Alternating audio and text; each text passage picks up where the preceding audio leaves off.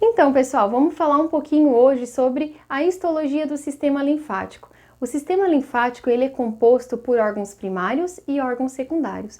Os órgãos primários é a medula óssea e o timo. São chamados de primários porque eles atuam na produção e maturação de linfócitos, que são células que atuam na linha de defesa. Eu posso dizer que o sistema linfático é o nosso sistema imunológico, já que a maioria das estruturas de defesa que compõem o meu organismo estão concentradas nesse sistema. Além disso, existem os órgãos que são secundários, que são as estruturas como os vasos linfáticos, a linfa, a gente tem os linfônodos, a gente tem ainda o baço e as tonsilas. Vamos conhecer um pouquinho desse sistema. Vamos começar primeiro pela medula. A medula óssea, por exemplo, ela é responsável pela produção de elementos figurados que estão presentes no nosso sangue. O nosso sangue é composto por plasma, por eritrócitos, que são células anucleadas bicôncavas que têm a função de transportar o oxigênio. Existem fragmentos celulares, que são as plaquetas, responsáveis pela coagulação do sangue, e a gente tem os leucócitos, que atuam na linha de defesa. Dentre os leucócitos, a gente tem aí os linfócitos, linfócitos do tipo B e linfócitos do tipo T, que são células que atuam no reconhecimento do antígeno, que é o agente patogênico, e na produção de um anticorpo específico para atacar aquele antígeno. Os linfócitos do tipo B, eles são produzidos e maturados na medula óssea. Já os linfócitos do tipo T, eles são produzidos na medula, mas eles sofrem maturação no timo. O primeiro momento da nossa aula é analisar a histologia do timo. Quando a gente vai observar ele ao microscópio, observem a lâmina que eu estou projetando aqui para vocês. A gente observa que ele é feito de vários lóbulos, né? Esses lóbulos, eles são divididos por trabéculas, que são estruturas compostas de tecido conjuntivo. Então, esse tecido conjuntivo, ele reveste todo esse órgão, formando uma cápsula conjuntiva. Só que essa cápsula, ela adentra no órgão, formando essas trabéculas. Essas trabéculas, elas acabam dividindo essa estrutura em lobos. Se eu for observar cada lobo, como vocês conseguem ver aqui, eu vou perceber que ele tem uma estrutura mais clara no meio e ele tem uma constituição celular mais corada ao redor.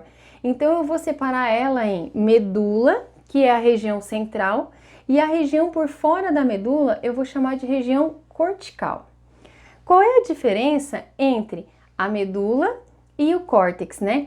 A medula eu vou encontrar menos linfócitos T, só que, no entanto, eles vão estar num nível de maturação mais elevado. Por quê? Porque ali na medula eu vou encontrar uma estrutura chamada de corpúsculo de Russell. O que esse corpúsculo de Russell faz? Ele produz uma substância que vai estimular as células dendríticas que tem ali a realizar a finalização da maturação desse linfócito T. Então, o que acontece? No meio, na região medular desses lóbulos, eu encontro menos linfócitos T, só que, no entanto, eu encontro eles maturados. Na região cortical, eu vou encontrar muito mais linfócitos T, só que, no entanto, eles ainda estão sofrendo o processo de maturação. Vamos ampliar um pouquinho a lâmina para a gente observar melhor. Olha só, nessa estrutura aqui eu consigo ver bem um lóbulo, né? Então, nesse lóbulo eu consigo identificar a estrutura mais interna, medular, composta, né, por corpúsculos de Russell e por menos quantidade de linfócitos T. Eu tenho a região cortical, onde eu vou encontrar as células mais coradas, então eu tenho uma maior quantidade de linfócitos T. E eu tenho recobrindo essa estrutura uma cápsula conjuntiva, que adentra esse órgão formando as trabéculas, né? Então, se eu for adentrar na parte medular para observar o corpúsculo de Russell, tá ali, né? Ele é uma estrutura envolvida por células epidérmicas e ele tem justamente essa função de produzir uma substância, estimular as células dendríticas que tem ali, né? E gerar a maturação desse linfócito. Ah, eu encontro só linfócitos nessa região? Não, eu vou encontrar também células que são fagocitárias, conhecidas como macrófagos, né? Eu também vou encontrar células epidérmicas, células dendríticas, né? Eu vou encontrar outros tipos celulares, mas o que realmente caracteriza o timo é justamente, ao analisar ele histologicamente, eu vou perceber essa quantidade de lobos. Em cada lobo eu vou perceber nitidamente uma região cortical e uma região medular, uma região que tem mais linfócitos T e uma região que tem menos, só que mais maturados. Qual é a função do linfócito T, né? Qual é a resposta imunológica que ele dá ao nosso organismo? Ele é efetivo no combate a infecções bacterianas e virais principalmente. Terminando de analisar o timo, a gente vai analisar um linfônodo. O que é um linfônodo? O que acontece no nosso sistema linfático, né? Vasos linfáticos extraem líquido, excesso de líquido intersticial do meio das células e vão conduzir esse líquido até o coração, até a veia subclave. Só que até chegar lá, esse líquido ele precisa passar por uma filtração. Vai ser retirado dele as toxinas, os agentes patogênicos. Então, o que acontece? Linfônodo, ele é uma dilatação desse vaso linfático. E nessa dilatação, vai acontecer a filtração da linfa. A linfa, ela passa ali tão lentamente que dá tempo dos macrófagos fagocitar as impurezas que forem encontradas e dá tempo dos linfócitos fazer o reconhecimento de agentes patogênicos e produzir anticorpos para o combate destes. Então, se a gente for analisar histologicamente, a gente vai perceber que esse linfônodo, ele tem ductos aferentes e eferentes. Os ductos aferentes é por onde a linfa entra, ela começa a ser filtrada na parte cortical e ela termina a filtração dela na região medular. Na região medular a gente encontra um ducto eferente, que é por onde essa linfa vai sair e vai continuar o trajeto dela dentro de um vaso linfático, né? Até formar um ducto, até desembocar então numa veia e voltar para a circulação sanguínea. O linfônodo, eu também vou ter a presença de cápsula conjuntiva, de formação de trabéculas, dividindo essa estrutura em lobos, e dentro dessas estruturas a gente vai perceber folículos linfóides. E nesses folículos linfóides é que eu tenho a maior concentração de linfócitos. E esses linfócitos, quando eles fazem o reconhecimento de um antígeno, eles iniciam atividade mitótica e começam a produzir vários outros linfócitos, né? Inclusive, esse aumento na divisão celular muitas vezes pode causar o inchaço dessa estrutura, né? Causando o que a gente chama, por exemplo, de íngua. Os linfônodos, eles estão espalhados pelo corpo inteiro.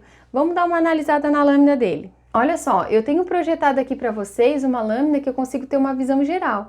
E nessa visão geral, eu consigo observar a região de cápsula conjuntiva e eu consigo observar que na parte cortical eu tenho esses folículos e na parte medular eu vou ter, né, outras estruturas. Que estruturas são essas? Eu vou ter na região medular muitos macrófagos e linfócitos do tipo B. Então, assim, ó, se a gente for observar as camadas, né, pegando desde a cápsula, né, eu tenho a cápsula conjuntiva. Logo abaixo da cápsula conjuntiva, então, eu vou ter a região de córtex, onde eu tenho os folículos linfóides. Logo abaixo eu vou ter uma região paracortical. O que é essa região? Ela divide a parte de córtex com medula. E na região medular eu vou encontrar os seios medulares, que é onde corre essa linfa. Então a linfa ela é recebida lá na região de córtex e ela vai ser então filtrada nessa região de seios medulares. Nesse procedimento 2, uma das análises que você precisa fazer é esquematizar e identificar estruturas como a cápsula conjuntiva, onde que está o nódulo linfóide e onde que estão as trabéculas, e a gente consegue visualizar bem nessa lâmina aqui ao lado. Então eu tenho a cápsula conjuntiva que recobre essa estrutura, as trabéculas, né, que internalizam esse tecido conjuntivo para dentro desse órgão, e eu tenho ali os nódulos linfóides, que na verdade são os folículos linfóides, né, que é onde acontece esse reconhecimento do patógeno que tem nessa linfa, e ali já começa a filtração, né, o ataque a esses agentes nocivos para a nossa saúde. E por fim, a última estrutura que a gente precisa analisar é o baço. O baço, né, ele é o maior dos órgãos linfóides e ele tem uma função bem importante que é a destruição dos eritrócitos, né? Então as nossas hemácias, elas ficam na nossa circulação sanguínea cerca de 120 dias e depois elas precisam ser destruídas e essa destruição ela acontece no baço. Aí o que acontece? Muitos agentes patogênicos vêm junto com a circulação sanguínea, então o baço ele vai ter uma resposta imunológica, porque ele vai atacar esses antígenos também produzindo anticorpos. Então, quando a gente olha uma estrutura de baço, ele também é todo lobulado, ele também tem uma cápsula conjuntiva, ele também tem esses lóbulos divididos por trabéculas, mas a gente vai perceber que a gente tem uma região que a gente chama de região rosa e uma região que a gente chama de região branca. Né? Na verdade, a branca não é porque é branca, mas é que ali na branca há uma concentração de glóbulos brancos, né? De células que atuam na linha de defesa. E a região rosa é a região que está composta aí por eritrócitos, né? Que vão até esse órgão para sofrer uma destruição. Então, agora é só a gente resolver o nosso relatório. Vamos dar uma olhadinha no nosso relatório. Na nossa aula de hoje, nós analisamos o timo, o linfônodo e o baço, três estruturas que fazem parte do sistema linfático. O nosso primeiro procedimento foi observar o timo e a gente precisa identificar primeiro qual é a parte medular e qual é a parte cortical. A parte cortical dessa estrutura ela é menos corada porque ela tem menos quantidade de linfócito T. A diferença entre elas não está só na coloração, né? Está nessa quantidade de linfócitos T e também no nível de maturação dele, sendo que na parte medular eu encontro eles mais amadurecidos. A função do timo é amadurecer os linfócitos T, né? E a resposta imunológica que a gente espera de um linfócito do tipo T é o ataque a infecções que são de origem bacteriana e viral. Na região medular, a gente encontra uma estrutura chamada de corpúsculo de Russell, né? E ele é responsável por produzir uma substância que estimula as células dendríticas para que ocorra a finalização da maturação dos linfócitos T. Então a gente precisa esquematizar aonde que ela é encontrada, né? O corpúsculo de Russell, ele é só encontrado na região medular.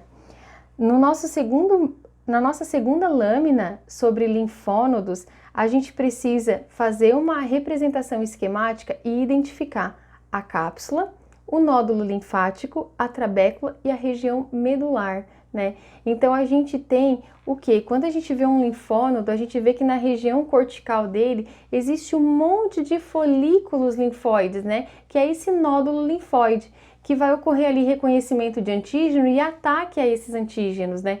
Então eu tenho a cápsula, dessas cápsulas partem trabéculas, dividem, né, em lobos, que eu consigo analisar bem os nódulos linfáticos, e abaixo, né, eu tenho a paracortical e eu tenho então a região medular, né, onde eu encontro macrófagos e linfócitos do tipo B. Por fim, a gente precisava entender qual é a função dos linfônodos e a sua distribuição. Eles estão distribuídos por todo o corpo e a função dele é filtrar a linfa, né, para que ela chegue sem nenhum patógeno, né, na circulação sanguínea, já que ela vai retornar ao coração. Por fim, a gente viu o baço, e no baço a gente precisava esquematizar a polpa branca, a polpa vermelha, né? Então a gente vê que ele também tem uma cápsula conjuntiva, de onde partem as trabéculas, e tem a polpa branca, concentração de glóbulos brancos, e a polpa vermelha, onde eu tenho a concentração de eritrócitos. Qual é a função do baço? O baço tem resposta imunológica para agentes patogênicos que vêm com a circulação sanguínea e ele é responsável pela destruição dos eritrócitos quando está no seu fim de metabolismo. E é isso, agora é só tu fazer o relatório. Beijos!